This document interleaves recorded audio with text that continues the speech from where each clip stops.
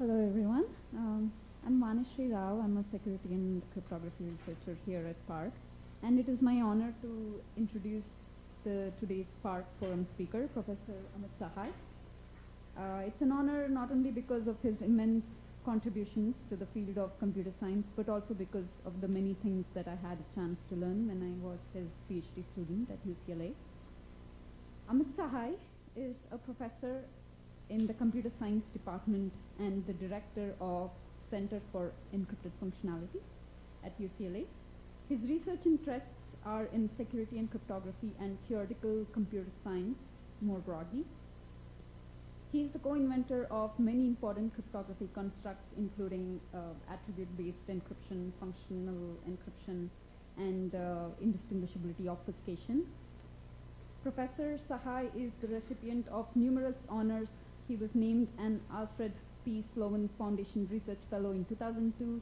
He received an Okawa Research Grant Award in 2007, a Xerox Foundation Faculty Award in 2010, a Google Faculty Research Award in 2010, and 2012 Pazzi Memorial Award. He was recently awarded the 2016 Lockheed Martin Excellence in Teaching Award.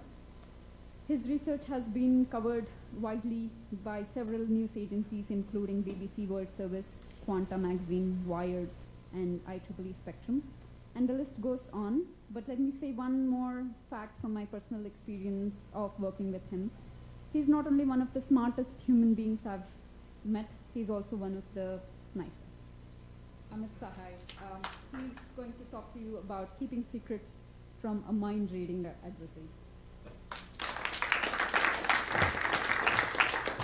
So thank you, Vanishri, for that very generous introduction. It's my pleasure to be here.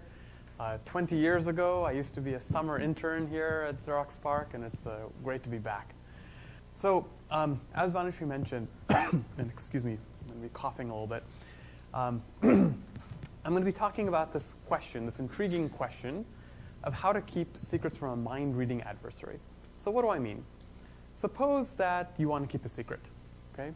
But unfortunately for you, the adversary in this situation has captured your entire brain. So it's taken the brain out of your head, captured it entirely, holds it in his hand. And in fact, the adversary can read and tamper with every single neuron inside your brain and map every aspect of what's happening inside your brain while you are thinking about the secret that you want to keep from the adversary. Now, I hope this never happens to you. As far as I know, it's never happened to an actual human being yet, which is good for us. But unfortunately, if you think about it, the analogous situation happens all the time in computer science, right? So the analog of the brain is a computer program, right? It's specifying exactly what the mind or the mind of some program should be doing, the mind of some computer should be doing. And programs are routinely captured by adversaries and taken apart and examined and debugged, and all the stuff happens to try to extract out as much information as possible from the brains of these computing systems, right? So the question that we're asking is the computer science analog of this mind-reading adversary question, which is it possible to have a computer program that can be completely captured by an adversary, and yet that program still somehow maintains the secrecy of some useful secret that that program is using in order to compute its input-output behavior? And this may seem quite ambitious to you. I hope it does, because in fact it is an incredibly ambitious problem. And I really want to stress that I'm talking about a situation where there's no trusted hardware. This is not some special hardware system. This is just a normal, ordinary computer where the CPU is completely public. Everything is known about this computer. There's no interaction between two systems, just a single computer running.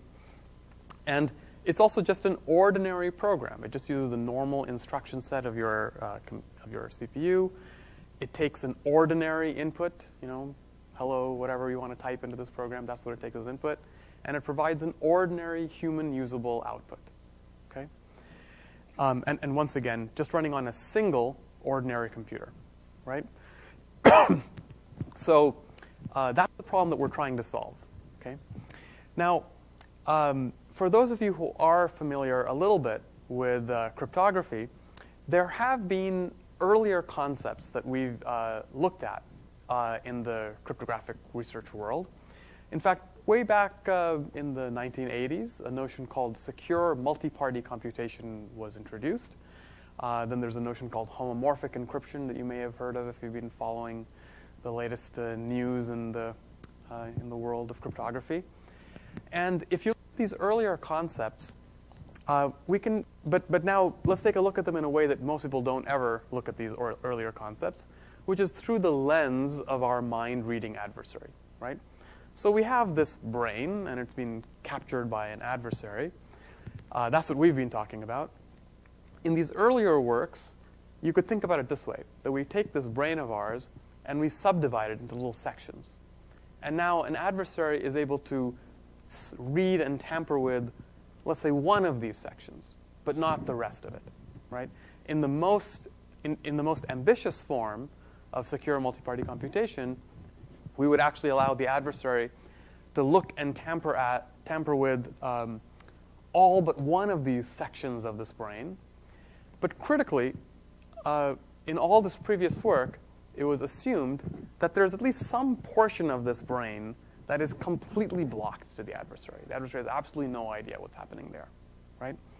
And indeed, all of the earlier solution concepts that we were looking at made critical use of this, right? The idea was to take this computation, somehow spread it out in such a way that as long as you miss enough of it, you have no idea what's happening, right? That was the idea.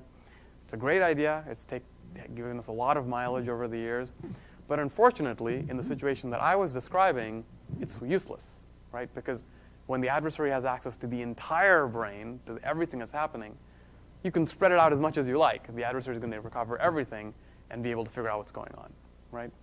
So the fundamental difference between the problem that we're trying to solve and earlier work is the fact that everything is revealed to the adversary. There's absolutely nothing about this computation that is kept secret. Okay?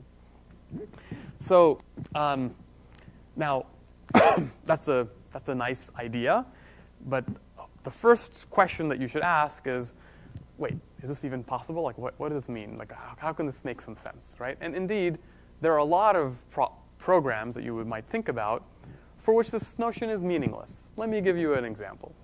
Suppose I have a program that takes some input x, and it has some secret s built into it, and the program just computes a less than function, right? If the input is less than s, then it outputs 1.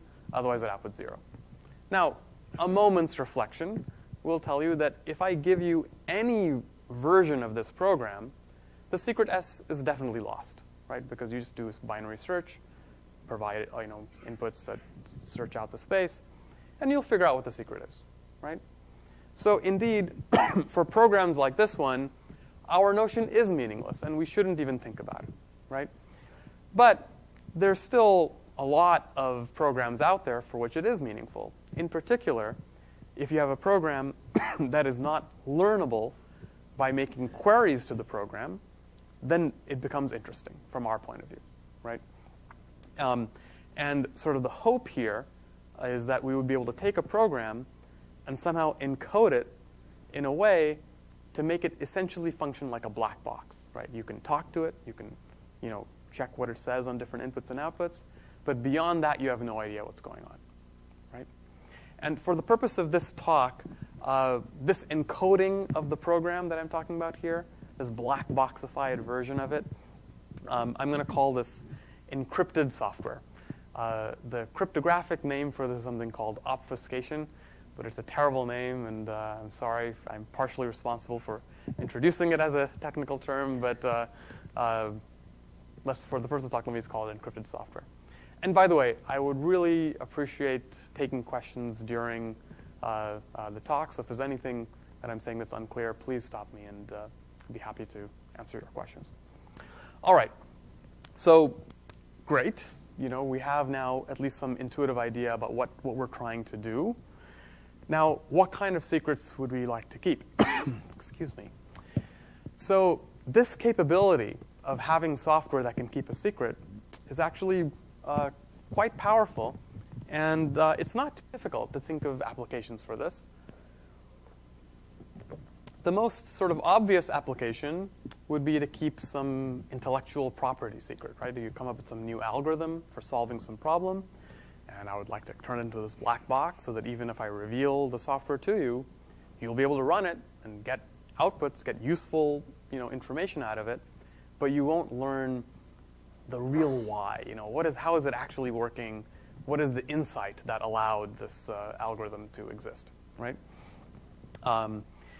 There are also other interesting applications. For example, if I give you a program as a black box, there may be some rare input-output behavior that this program has that would be now kept hidden from you, right? Because if you give it normal inputs, it'll behave normally. And even the existence of such hidden inputs would be kept hidden from you. And there's a simple application of this idea to software watermarking, right? I could take a piece of software and perturb it so that its behavior now differs on some very rare random-looking inputs, right? And then that could be like a key that you provide to the software, which will output and it'll output some watermark code on that key. Now, because you can't even tell whether that perturbation has even taken place, it'll be very difficult for you to remove this kind of watermarking if you wanted to preserve the functionality of the original software. Another way of looking at this is to look at unintentional rare input-output behavior. So when is there unintentional rare input-output behavior in a program? It's usually because of a bug, right, or a vulnerability, which happens all the time. And what that could mean is that on certain rare inputs, your program misbehaves in a way that you really don't want it to misbehave. But again, if you have encoded it in this way, then the existence of these rare input-output, unintentionally rare input-output behaviors would be kept hidden from you, right? You can also take this idea and turn it on its head. A problem that's common right now is that if, suppose I find some vulnerability and I want to patch it, right? So I want to release some software patch that will only change the behavior of some program on some very rare inputs. Well, what happens right now is that I release such a patch. Adversaries see the patch, because of course you're releasing it to everyone, examine the patch, figure out what the original vulnerability was, and then go out and attack all the unpatched systems, right? This is something that's very common, and it's very problematic. Again, if we could encode the patch in this way, then it would just look like an always zero function. Yeah? But you mean to hide the patch before it's applied, not after it's applied? Right. We think of, in this example, thinking of a patch that sort of sits between the original program and the user, right? So it's just sort of filtering these bad inputs. It's only one example of patching, but that's the example I'm thinking of right now.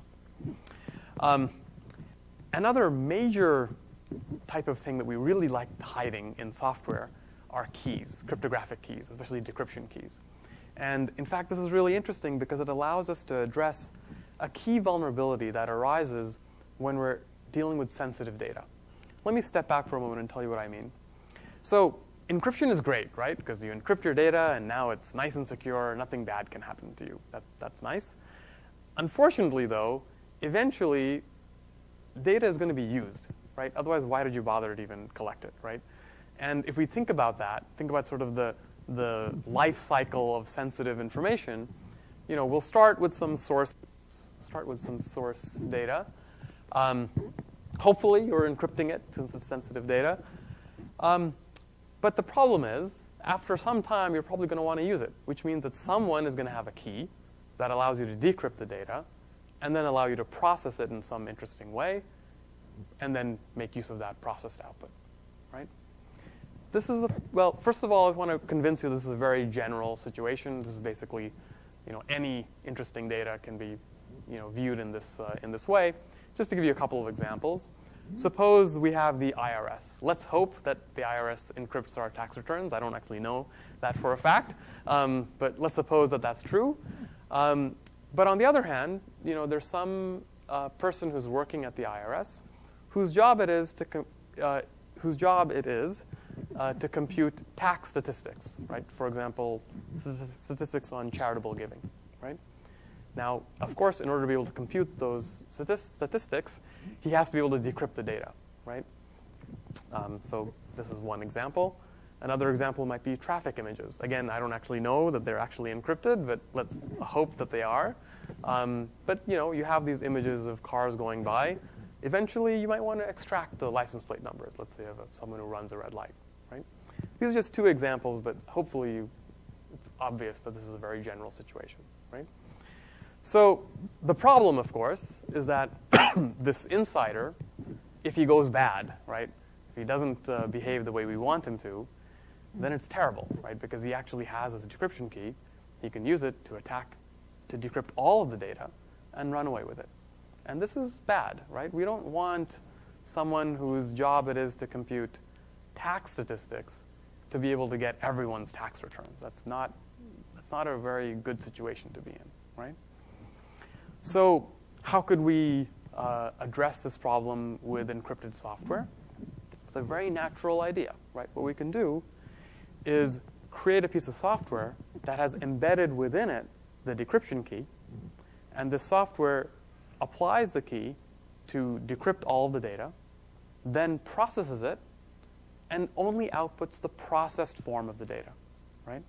If we can take that entire process and turn it into one big black box, then that would be great. In particular, if we think about our example, the IRS example, it would mean that even if this insider goes rogue and tries to harm us, the only thing he can get is tax statistics, right? Because that's all he has. He has this encrypted software that only outputs tax statistics, right? So this is what we would like to be able to do. This is just one example. This example, by the way, this is called, so again, no matter where the attack happens now, right? The only thing that the insider can learn is something that he's anyway authorized to learn.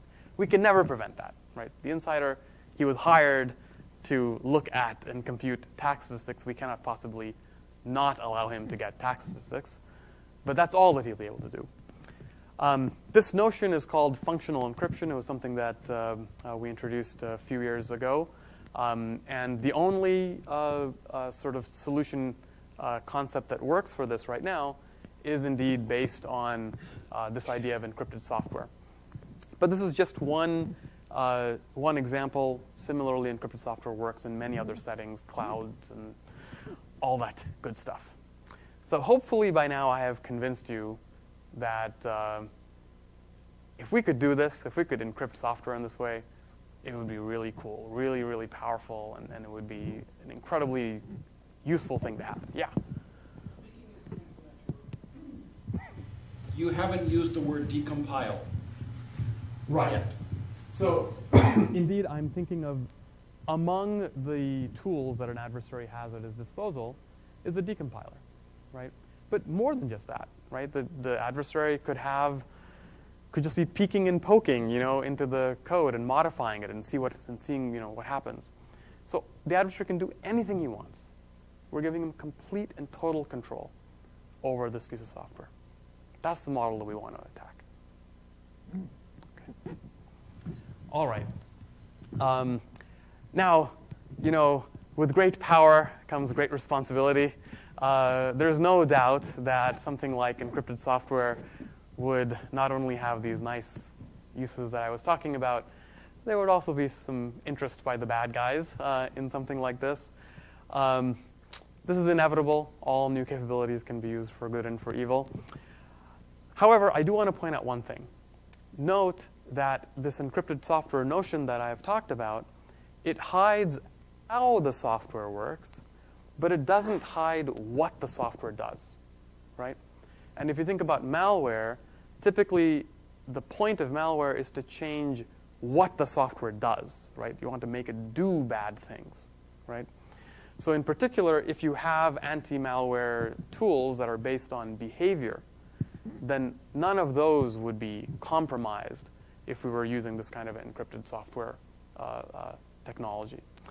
Nevertheless, definitely, malware builders would be extremely interested in getting their hands on this type of capability.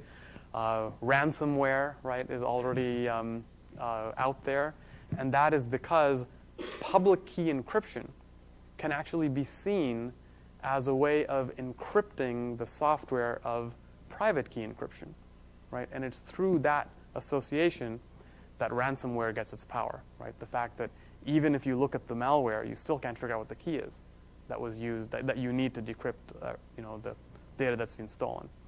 So there's no doubt that this is a capability that would be actively sought by the bad guys as well. All right, so great.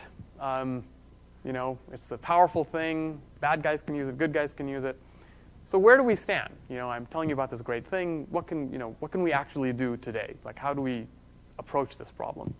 Before I answer that question, let's take a walk down memory lane and think about the more basic question of encrypting messages, right? So if I just want to encrypt messages, this is a problem that humans have had for thousands of years, right? We've been working on this for millennia. And for most of human history, if you wanted to send a secret message, there were lots of clever ideas that people came up with. For example, for many years, crypto was really an art form. And if I wanted to send you a message, what I might do is, call my messenger, cut off his hair, write a message on his forehead, wait for his hair to grow back, and then go and send him to deliver my message, right? And this is actually a really clever idea. I think whoever came up with this, hundreds of years ago deserves credit for coming up with a very clever idea. However, if I know that's what you're going to do, it's pretty easy to defeat. I just start shaving everyone's heads and looking for messages, right? This is not very difficult to do. So this is kind of a security by obscurity, right? It's because you don't know that that's what I'm going to do. That's why it provides some degree of safety. Now, I don't know when the last time you sent a secret message was, probably to buy something on Amazon. You probably didn't send someone did something hidden in their hair. So what do we do today if I want to send a secret message? Well, we use math, right? What we do is we take our message, apply some beautiful mathematical algorithm like RSA, and we get an encrypted message, right?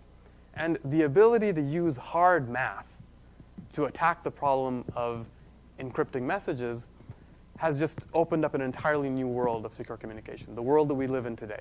It is possible because we know how to use hard math to actually solve the problem of encrypting messages, right? All right. Hopefully you all believe me on that. What about encrypting software?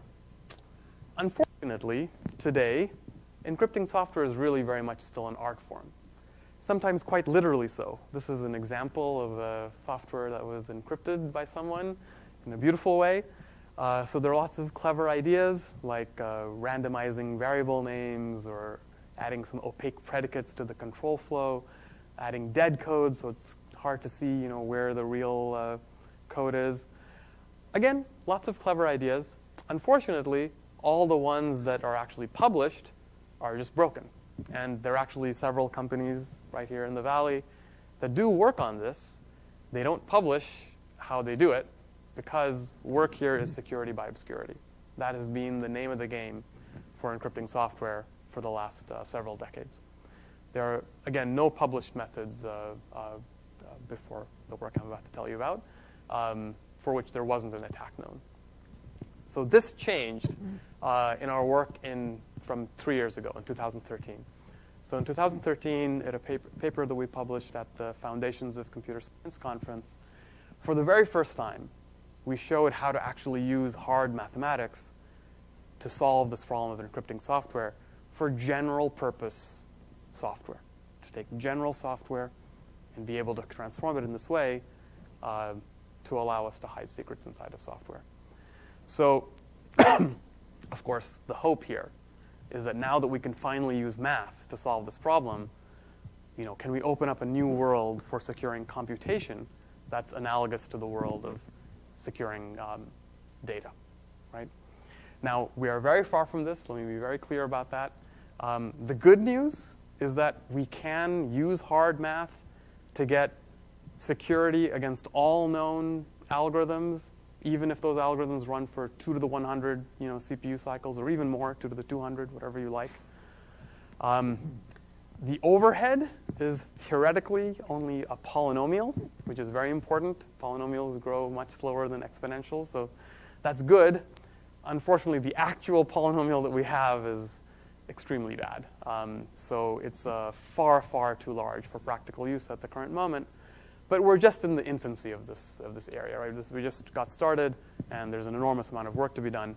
But I do want to be extremely clear up front that this is not something that you can implement and start a company to market right now. We can actually just only this year we're finally even able to implement something, just even be able to like get it to run. The overhead is that much, but that's common in cryptography. Even RSA, when it came out, was way too slow to be used, and computing advances, algorithmic advances changed that. Here we expect algorithmic advances to be the main driver of efficiency in the future, and we've already. That overhead is polynomial and very large, but already over the last few years, we've been able to reduce that overhead quite significantly, but still not to the point where it's anywhere remotely near practical. All right. So, and indeed, this work has really caused quite a stir in the cryptographic community. There's the Simons Foundation magazine, which works in theoretical areas in computer science and mathematics, and it was called a watershed moment for cryptography because of the consequence that it's had. So there are major challenges to this. You know, as I explained in the very first slide, this is a really ambitious goal that we're chasing here. So, you know, in particular, we need to develop new mathematics to be able to deal with this much more difficult problem. And this is sort of a famous cartoon that I think most of you probably have already seen, where there's this guy looking for a penny that he lost, and the policeman asks him, "Oh, did you lose it around here?" And he said, "No, I actually lost it way over there." And the policeman said, "Well, why are you looking here?" "Oh, because the light is better here. That's why I'm looking over here." This is very common in academic research, or in any research, really, right? Where the light already is, because we already understand things, that's where we tend to look. It's not an option for us. This area is virgin territory. This is really unexplored stuff, and we can't look where the light is. We actually have to shine our own light on new areas to be able to explore it.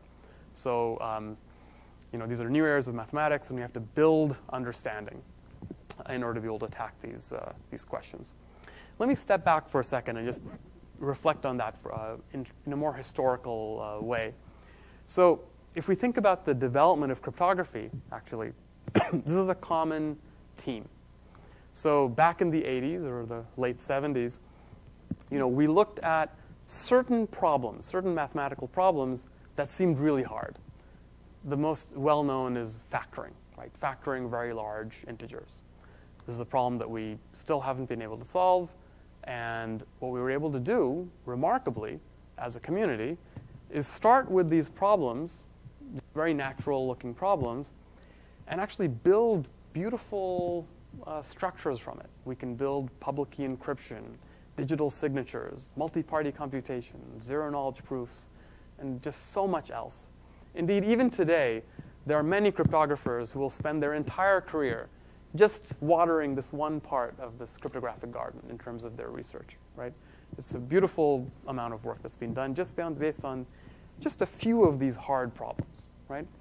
But at the same time, what we also realized after many, many years of trying is that there are some very important problems that we wanted to solve, but we just couldn't seem to reach them using these hard problems. And so we turned to other mathematical structures that seem to have inherent hardness in them.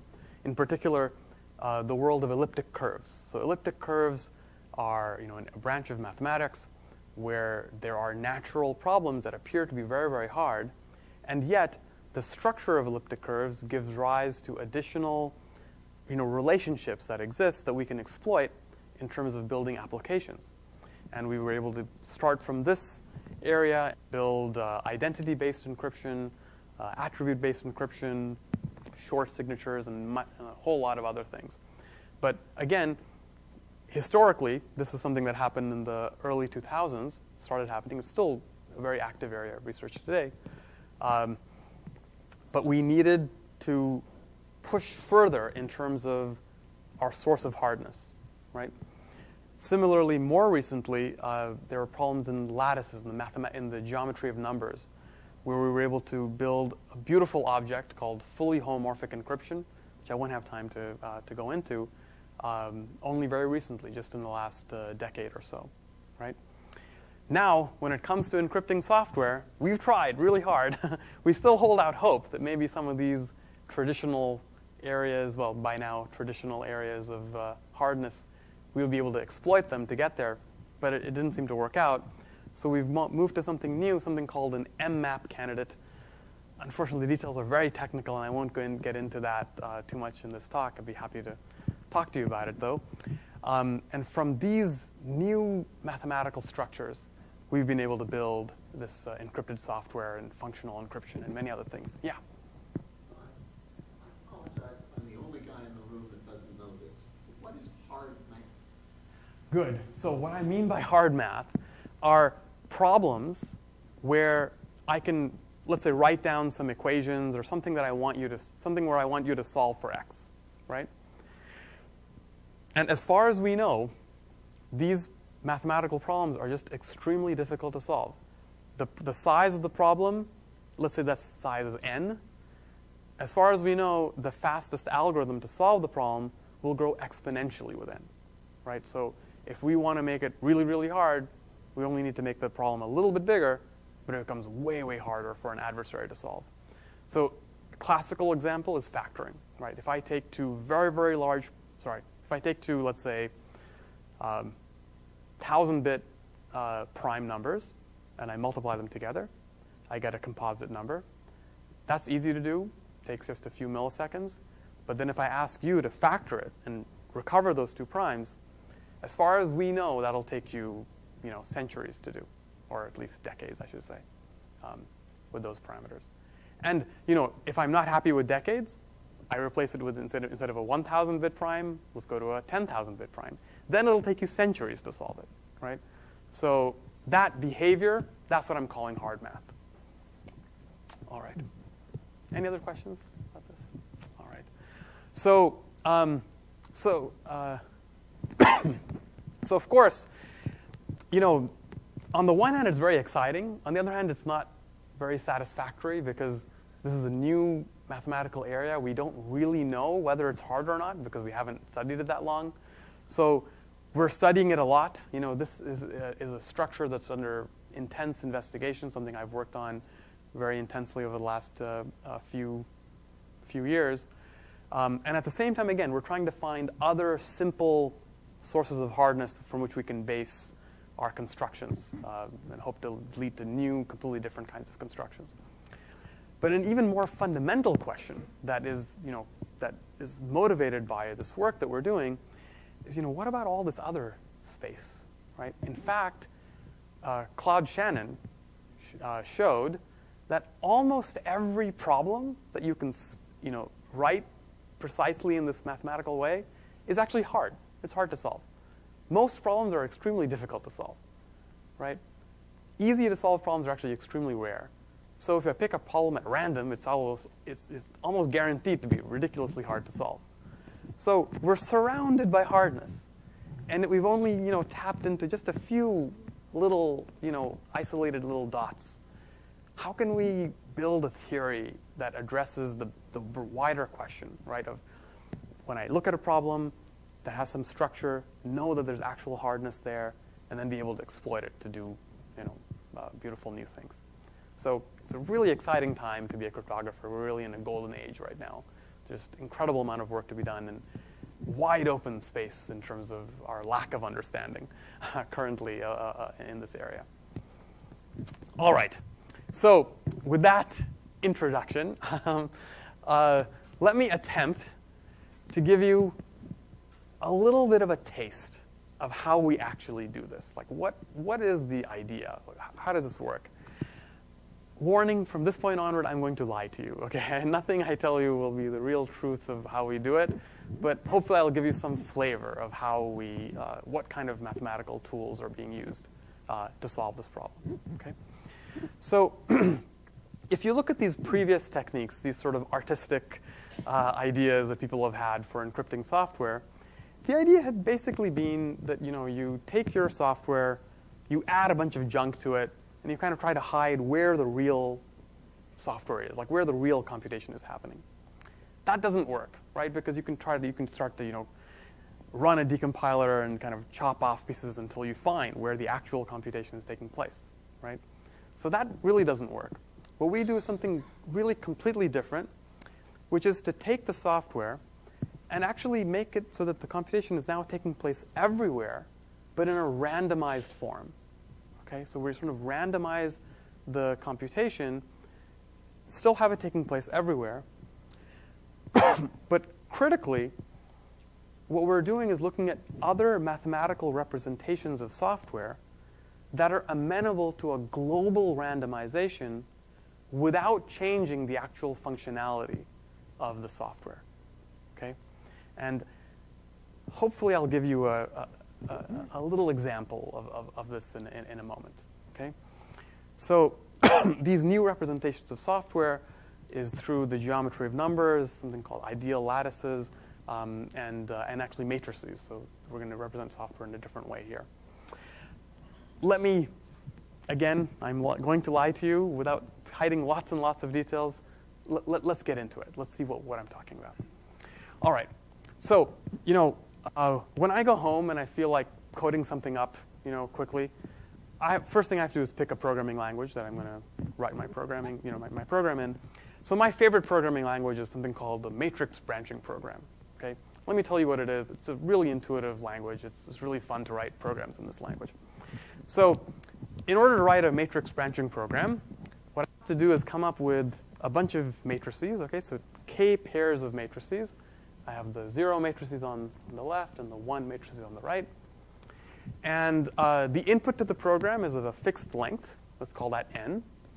For this example, let's say n equals 3. So it just takes 3 bits of inputs. So just only 8 possible inputs. And how does it work? If I want to run this program on some input x, what I'll do is I'll take the bits of x and use it to select which matrix, one of the 2 matrices out of this, out of each row here. So, for example, if my input was 1, 0, 0, then I would take m11, multiply it by m20, multiply by m30, and then start the whole process over again. Then I would take m41 and m50, m60, and keep doing this. And I'll multiply all these matrices out, and whatever the resulting matrix is, that is the output of the program. Intuitive, right? I think this is a very, very useful programming language. Okay, obviously I'm lying. This is not a very intuitive programming language. Let me give you at least a tiny bit of intuition as to why this could ever be useful for computing anything, which I assume is you're somewhat dubious about at the current moment. So suppose I just want to compute the XOR function. Okay, I just want to take 2 bits. And if the XOR of the 2 bits is 0, then I want 1 output. If the XOR of the 2 bits is 1, then I want a different output. The way I can do this is I can think of 0 as being the identity matrix, and 1 as being the anti-identity matrix, right? If you pick these matrices, then actually it works out, right? Because if I have an identity matrix and I multiply it by an identity matrix, I'll get an identity matrix. If I have 2 anti-identity matrices and I multiply them together, I'll get the identity matrix, which is what we want for XOR. And on the other hand, of course, a cross multiplication will just yield the anti-identity matrix, which is what we want for the XOR computation, right? So this is a really, really simple example, the simplest possible example to fool you into thinking you understand something. Indeed, this can be generalized. There's a beautiful theorem of Barrington that shows that any log-depth Boolean circuit can be converted into such a polynomial-sized matrix branching program. It's a non-trivial but really beautiful proof, which I won't have time to go into. And then it turns out there's a separate theorem, which I also won't have time to get into, that shows that if we are able to encrypt log depth circuits, so programs that can be represented as a log depth Boolean circuit, then we can bootstrap from there to actually encrypting any program. Again, I won't get into that, but it turns out that is possible. So if we can do this, if we can actually encrypt these matrix branching programs, then we will be done. Okay? Now, you might be wondering, why am I looking at matrix branching programs? Why would I ever pick such a bizarre model of computation instead of a Turing machine, or Java or something that we're much more familiar with? I'm about to tell you why.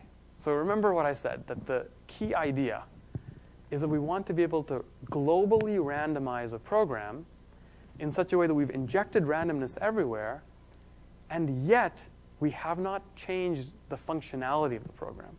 When you run the program, it still behaves identically. How can we do that if we start with these matrices? The idea is actually a very old idea due to Killian that came up in a completely different context, but that we'll sort of recover and use here. And the idea is really simple. What I'm going to do is I'm going to pick k minus 1 completely random invertible matrices. Okay, these are all square matrices. I'm just going to pick a bunch of random matrices. And then what I'll do is I'll take, let's say, this matrix, M31, and I will left multiply by R2 and right multiply by R4 inverse. Right? So if I randomize it in this way, then I've created this chain, right, of matrices followed by their inverse so that they still all cancel out. If I multiply all these matrices out, all of these random matrices will actually cancel out in the middle, and we'll still get the same output. So I have globally randomized the program without actually changing its functionality. Right? That's one of the key insights. That is a true statement. This is one of the key insights that we use to get this to work. And there's something that's remarkable that's true. Once we do this, once we randomize in this way, we can actually prove the following statement, that in fact, if I restrict now only to the matrices that correspond to a single input, then in fact, knowing only the product of all these matrices, I can actually sample the joint distribution of all of these matrices. Think about what that means. That means that given the randomization that we've done, this global randomization, in fact, the only information that is present in all of these matrices together is the output of the program on that input. It only encodes the output, which is exactly what we want, right? From a black box, you only want to reveal as much information as is present in the output, right? And in fact, this theorem is not even that hard to prove. I'm going to give you a proof by example. Okay? So suppose I just had two matrices. So I had M1R and then R inverse M2. Right? I'm claiming that these two matrices together only contain the information from M1, M2, from the product M1, M2. Why is that? It's a change of variables. Right? I'll make a new variable, R prime. That'll be M2 inverse times R, which means that R is now R M2 times R prime. And just rewrite it, right? M1 becomes M1 M2 R prime, and R inverse M2 just becomes R prime inverse. So this now doesn't even depend on the program, and this only depends on the product, right? You can just take this idea, apply induction, and you'll get the result that we're looking for. So this is one of the core insights that allows us to get what we want. I had a couple of other things that I wanted to say, but let me actually just skip over this. I don't think it's likely to be all that useful. So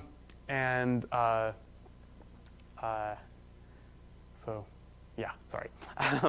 But actually, let me just maybe make one more. Yeah.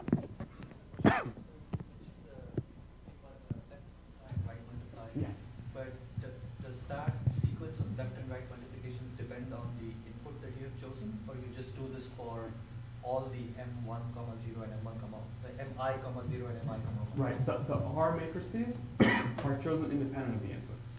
So we use the same R matrix for the left and for the right. Now, this is, again, This is not a solution.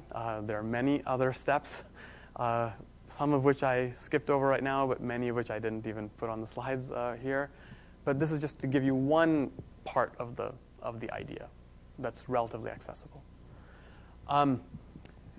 In fact, it turns out that by doing essentially what I said, while also using these M maps that I mentioned that have this difficult hard math kind of built into them, and a little more randomness, which I won't specify exactly, we can actually prove the security of the scheme with respect to a formal attack model, right? So we can say, here is an abstract mathematical interface that we're giving to the adversary that allows them to do all kinds of decompilation and changes and all kinds of stuff. And we can actually prove that there is no attack against the scheme that we get. So this is not just a bunch of cool ideas. It's something where we can actually apply math, but also yield an actual proof of security, which is, of course, the gold standard in cryptography. All right. So, yeah. Randomization or the random matrix is not the part of the computer program, and so the adversary can reach to that randomization function. So again, remember, this is a funny model of computation where the program itself are these 2K matrices, right? Now, of course, to human beings, that's already incomprehensible, but I'm trying to actually prove something here. So I take those 2K matrices, and I apply this randomization to the left multiplication and the right multiplication. And it's only that transformed program that is given to the adversary, right? So the transformed program has these randomized matrices in it, and a lot of other stuff which I haven't told you. For every computation, you provide other randomization? No. It's a common randomization, and that's why we use these M-map. There's a lot more detail hiding in there, but you've actually picked on the right point, which is that the adversary can run this on any input, and I only proved to you that a single input is only contains some information, right? So indeed, jointly, there's a lot of additional information, and we need a lot more work to make this actually provably secure. Yeah. All right. So we've really entered a new world here for cryptography. The scope of problems that used to be considered in scope for cryptography has just grown tremendously because of the ability to encrypt software. We didn't used to even think of many of these problems as being something that cryptography had anything to talk about. Watermarking software. This wasn't a cryptographic problem until we had the capability to encrypt software, which we do now have at a theoretical level, at least. We definitely don't know all the implications yet. We're just starting to map this out. In fact, there have been more than 100 follow-up works that are already public that have begun this process of mapping things out. Just mention a few additional capabilities, right? We could add undetectable backdoors to programs, right? Maybe not a good guy, maybe not, I don't know if it's a good guy thing or a bad guy thing, but it's a cool thing, right? That I could give you a program and it has some backdoor that you have no idea that it's there. There are many papers that have been written where, or in fact, applications that are out there being used right now that relied on the existence of some sort of tamper-free hardware, right? And one of the big trends in computer science over the last several decades is the idea of taking something from the physical world and moving it to the purely digital world. That's what this allows us to do, right? It lets us take something that used to require a special dongle for you carry around, and now it's just purely digital. I can just send it to you, and you still can't make any more sense out of it because it's in this encrypted form. And then maybe the most sort of sci-fi thing I can imagine right now is the idea of maybe what I want to do is I want to have an agent that's working on my behalf out in the cyber world, right? And I want to tell my agent my secrets, right? I want to let him know all the secrets that I have so that it can act on my behalf in the best possible way. So now what I could imagine doing is I make this software agent, I then encrypt it, and I let it roam free out on the internet, right? And it can go wander the cyberspace, acting on my behalf, making use of my secrets in order to do what I want it to do. And even if it gets captured and tortured and interrogated, by some enemy, none of my secrets will be lost. Another thing that we were looking at is the idea of having encrypted software with a proof of honesty, right? Because in particular, if I give you an encrypted piece of software, you'd have to be kind of crazy to run it, right? You have no idea what it's going to do. You can't look at it. You can't analyze it. But maybe I can prove to you that, hey, it has a few secrets inside of it, but other than that, it does what you think it should do. So this is another really interesting area that we've been exploring recently. Anyway, with that, I'd like to conclude. Thank you very much.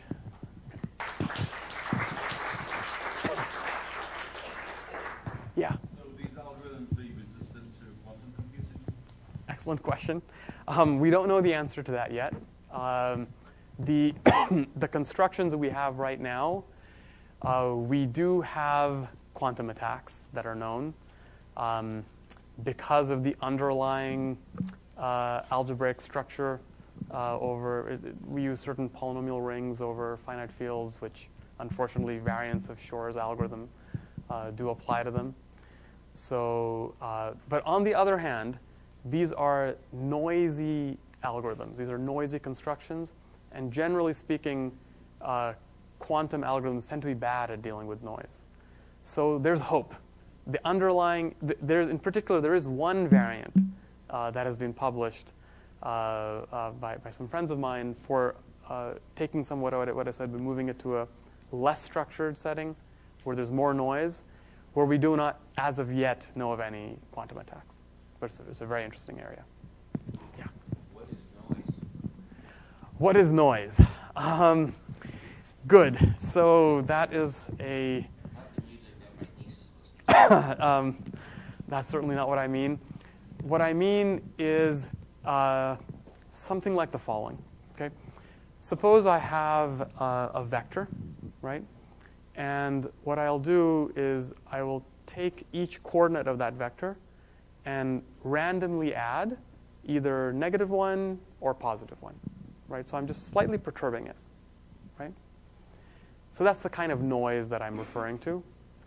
And then it turns out that there are mathematical structures where adding just a little bit of noise like that gets translated into enormous amounts of uncertainty. And that's the kind of hardness that we're using to help ensure security. But on the other hand, the fact that the noise is only small is useful to guarantee correctness. Not sure if I answered your question, but that's the kind of thing that we're thinking about. Any other questions? Yeah. You said you could, We're going to use some mics because I'm going to speak loudly. Okay. Okay. Okay. You said you had proven security with your with the encryption. In a particular model. So, Particular model. yeah. Is that So. just proven once on your software, or can that be proven every transaction? Okay. So let me step back for a moment. We have to be very careful when we talk about provable security, right? Because if I could really prove, for example, that factoring was hard, I would have resolved the famous P versus NP question, right? We haven't done that. So whenever I'm talking about a proof, it's a proof in a certain idealized model where we don't completely capture every bad thing that the adversary could do, but we capture the mathematically natural bad things that the adversary can do, which encompass anything we can think of that could possibly be useful. There are still lots of cases that we haven't covered. Again, if we were really able to cover them, we would resolve P versus NP at the very least. So when I talk about this kind of a proof, it is in this idealized model. That's the caveat. On the other hand, yes, we give a complete proof. No matter how many times you talk to this object, it will essentially behave like a black box.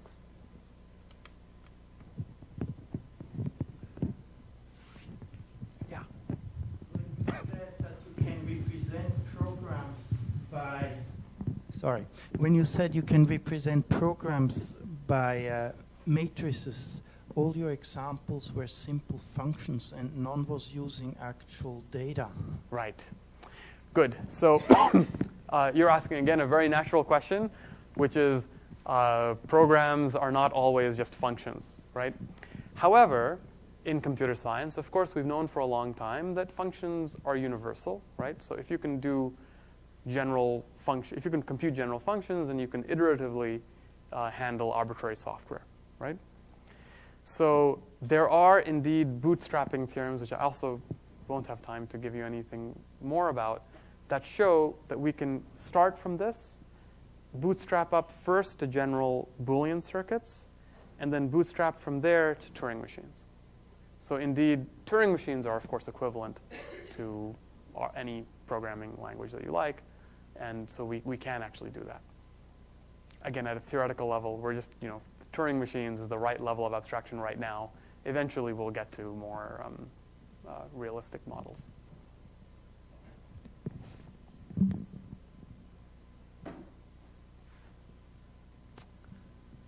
One last question, Amit. Sure.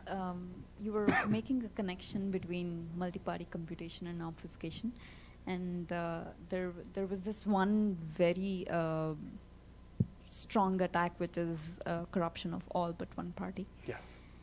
Do you think there is a clear connection we can make from a particular attack model on MPC and a specific obfuscation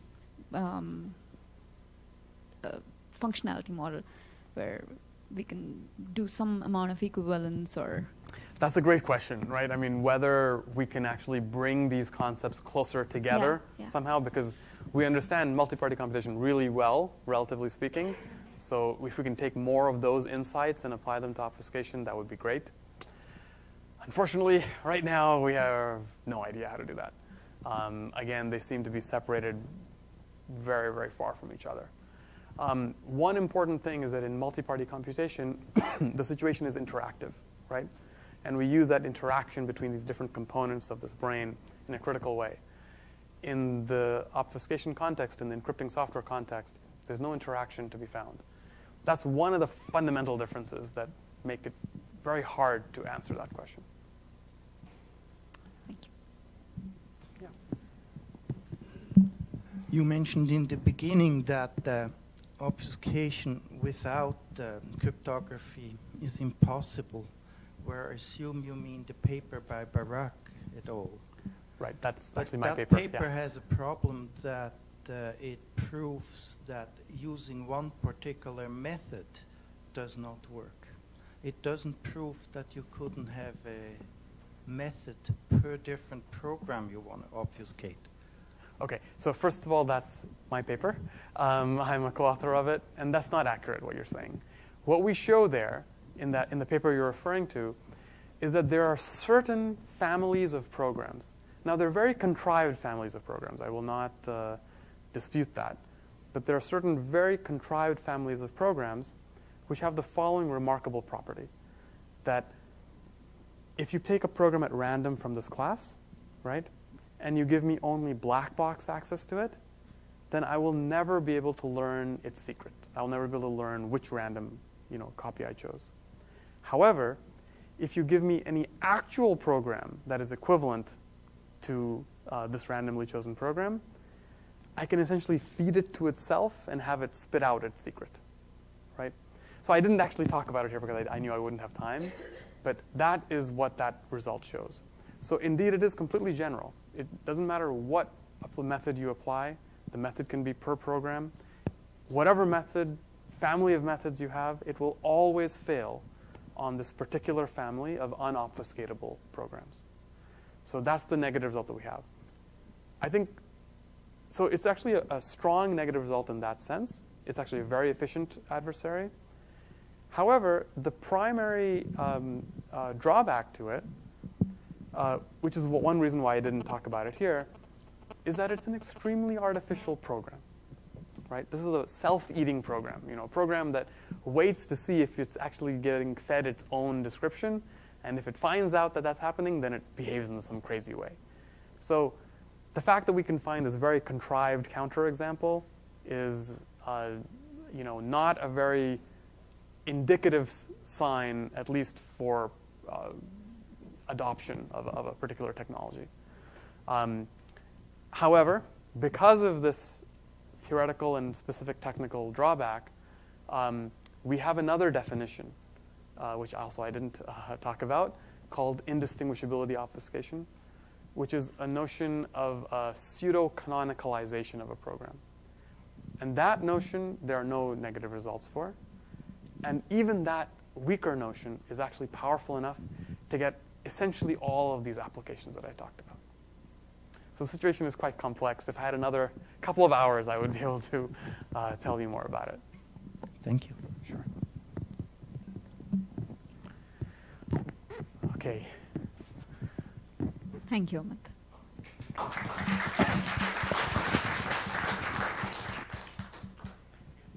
We have a reception outside, so feel free to have some refreshments. And the next forum's on May 18th with Xerox CTO talking about women in STEM. So please join us.